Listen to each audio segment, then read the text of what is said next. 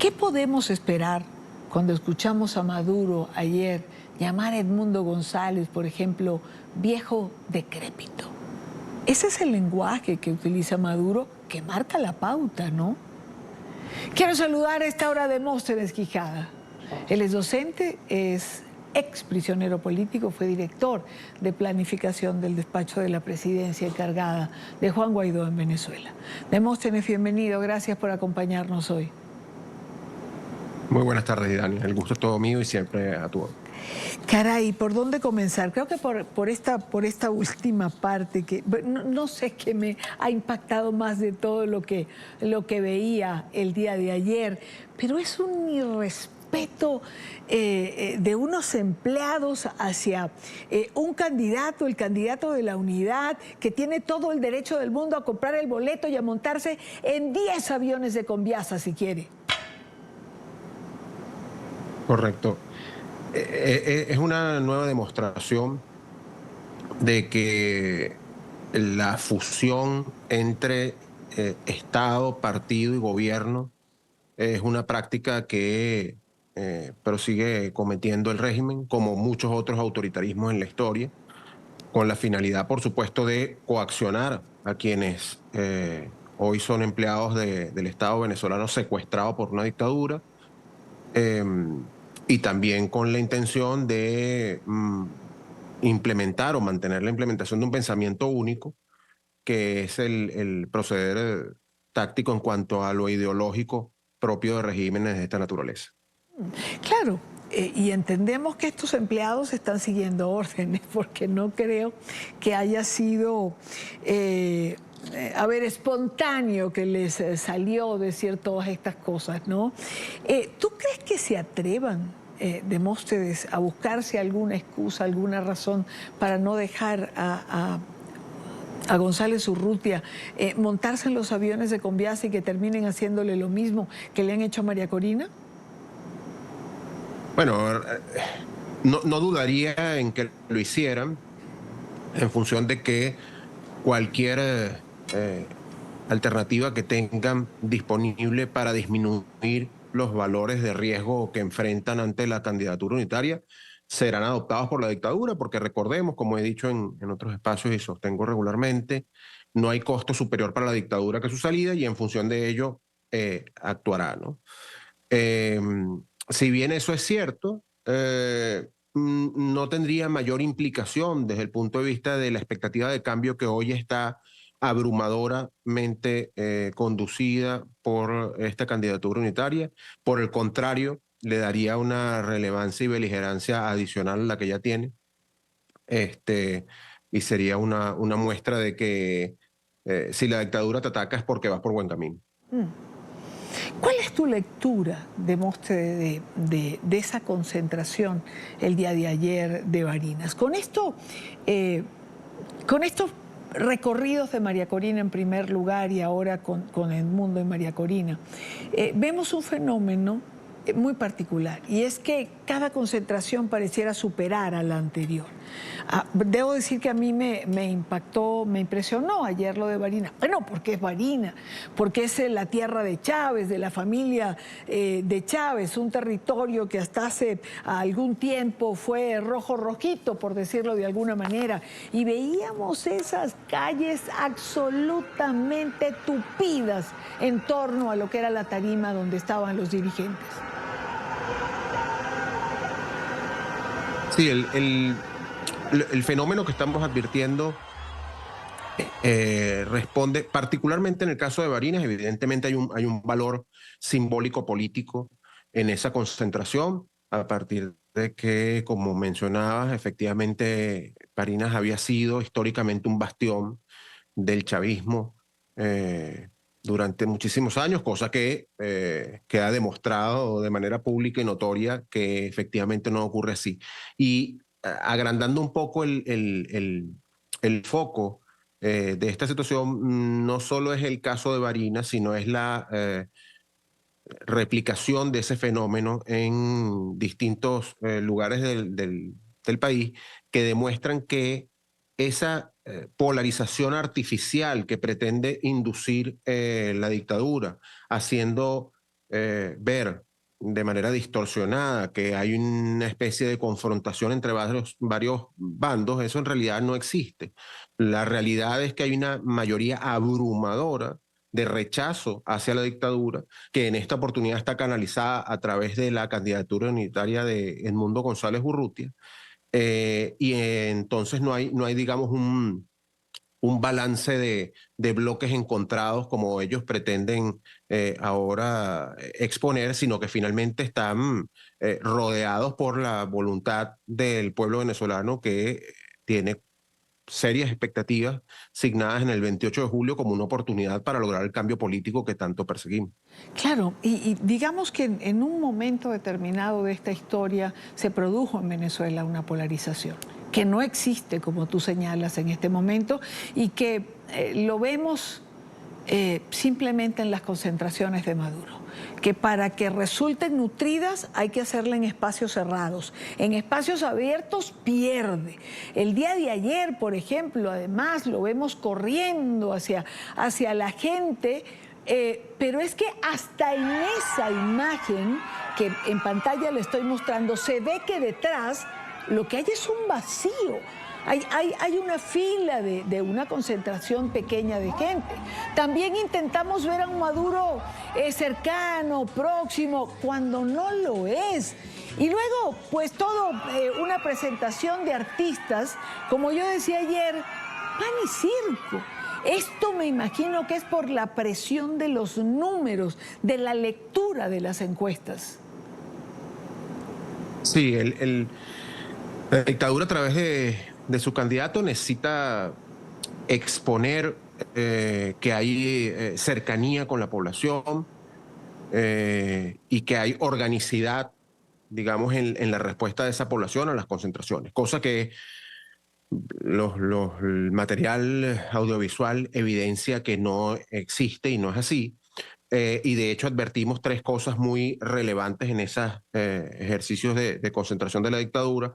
Uno, que efectivamente hay una percepción de inseguridad por parte de Maduro, bien sea genuino o bien que quiera proyectar, pero que efectivamente está en todo momento representada por la abundante presencia de personal de seguridad y las medidas que los separan de la gente, lo cual hace lucir muy artificial ese acercamiento.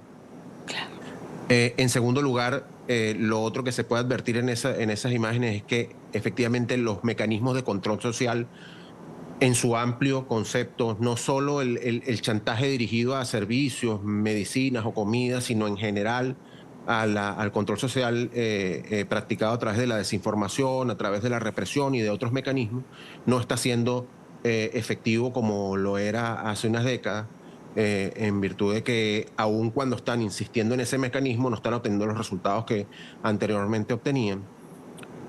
Y finalmente, la tercera cosa importante que se puede ver en ese comportamiento es que las bases estructurales, ideológico-políticas del chavismo, ahora madurismo, representadas por la maquinaria que engranaba a las distintas corrientes de izquierda en primera instancia, hoy efectivamente están reducidas porque ni aún a través de la convocatoria soportada por la estructura partidista logran hoy tener, digamos, una asistencia que pueda justificar de alguna manera el discurso de mayoría artificial de parte de la dictadura. Solo en casos de espacios cerrados controlados, con férreas medidas de control de asistencia, es que logran dar una mediana impresión que evidentemente para el pueblo venezolano y para el mundo entero ya quedan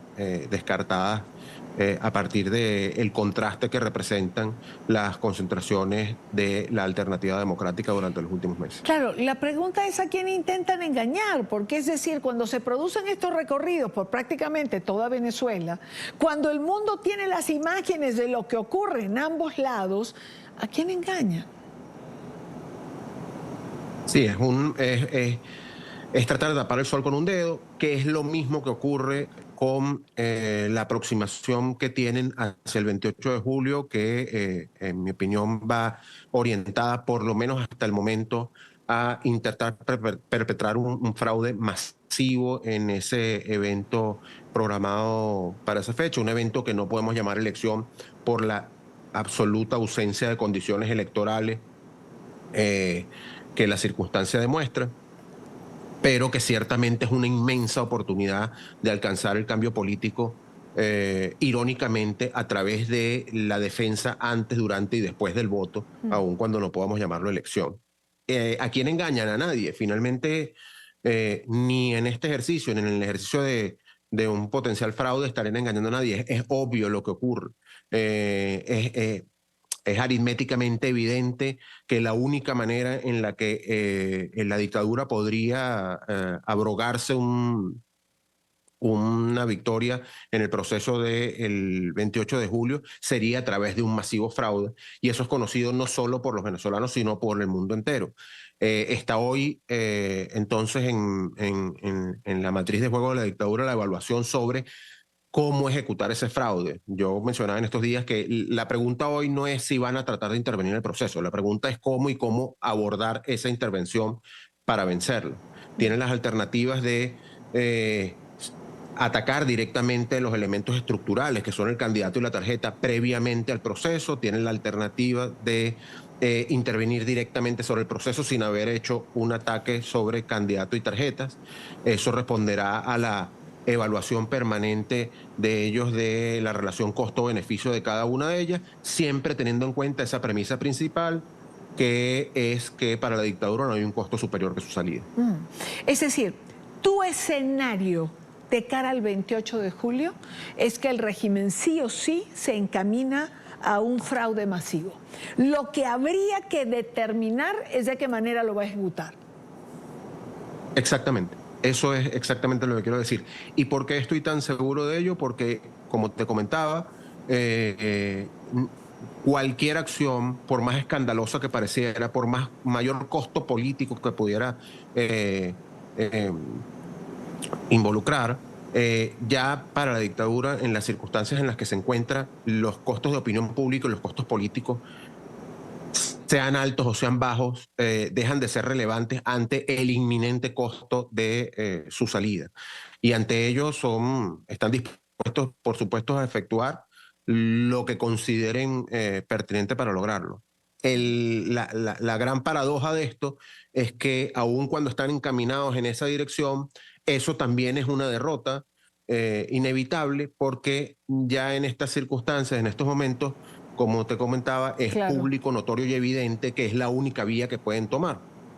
Entonces, sabiendo ello, nuestros esfuerzos deben estar asignados efectivamente en el escenario actual al menos, donde aún está inscrita la candidatura y donde aún estamos apostando por el cambio político a través del voto en el evento del 28 de julio, nuestros esfuerzos deben estar asignados exclusivamente en los procesos de defensa antes, durante y después del voto, en función de que es nuestra alternativa factible en este momento. Antes, durante y después. Durante hay que cuidar los votos y en eso se insiste cada día. O sea, usted vota y cuide el voto. No es que vota y se va. Se tiene que quedar en el centro de votación.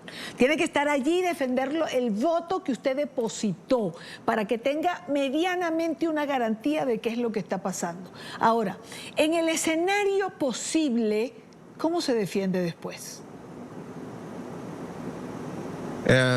La defensa del voto después del evento tiene que ver con, por supuesto, un resultado directo de lo ejecutado durante el evento. Es decir, el recabar la información necesaria, el ordenarla, el transformar esa información en inteligencia que permita hacer comunicaciones y emitir mensajes políticos informados en función de datos relevantes, tanto de la aritmética de la propia ejecución, o sea, los números involucrados en la ejecución, como los retos y dificultades procedimentales que se puedan haber atravesado.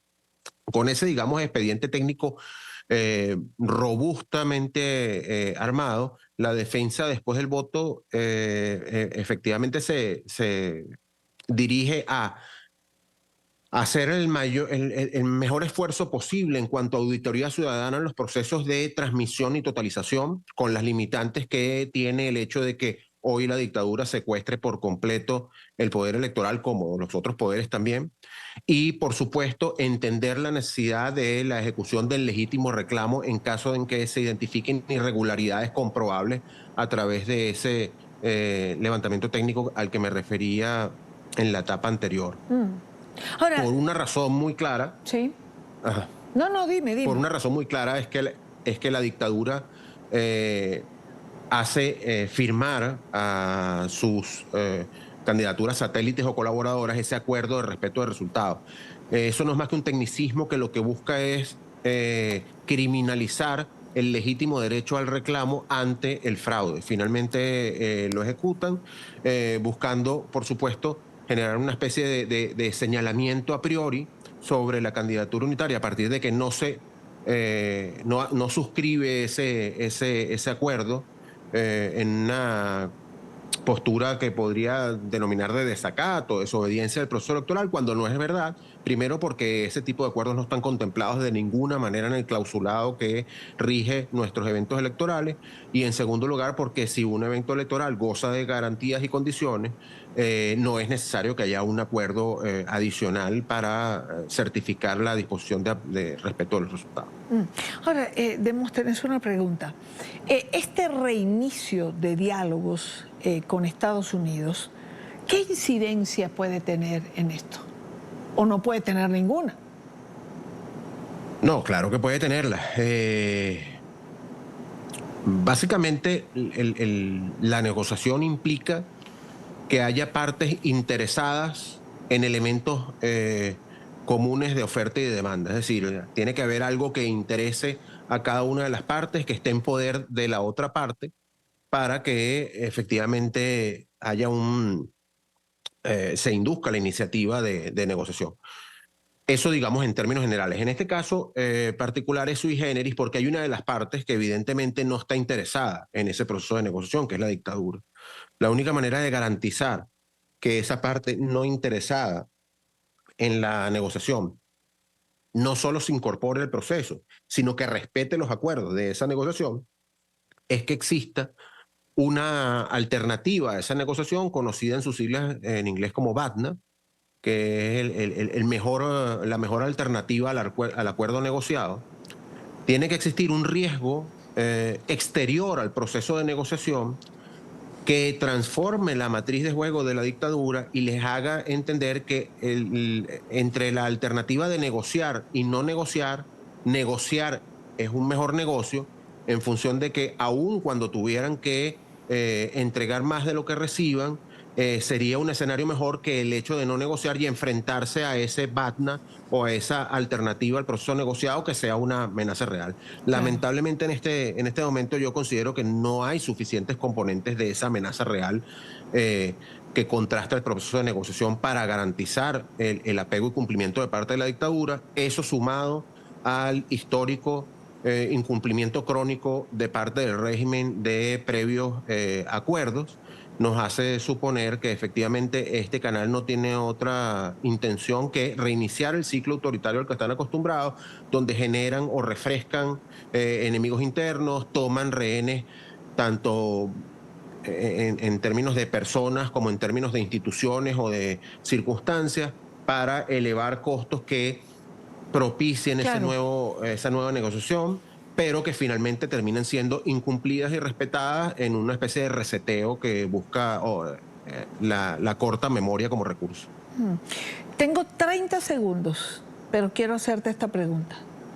El comportamiento ciudadano, tanto el 28 como el 29, el 30, ¿puede cambiar esta intención del gobierno? Sin duda, y la historia está plagada de ejemplos. Ciertamente hay procesos complejos de transición que han sido significativamente catalizados por la respuesta de la población. Y no quiero decir con esto que es el único recurso necesario. Hacen falta más cosas. Y les garantizo que esas otras cosas que hacen falta también se están trabajando. Pero uno de los componentes indispensables es la respuesta de la población Claro. ante esas circunstancias. Demóstenes Quijada, gracias por estar con nosotros la tarde de hoy, tarde de domingo. Siempre a tu orden, es un placer para mí y cuenta conmigo en todas las oportunidades que desee.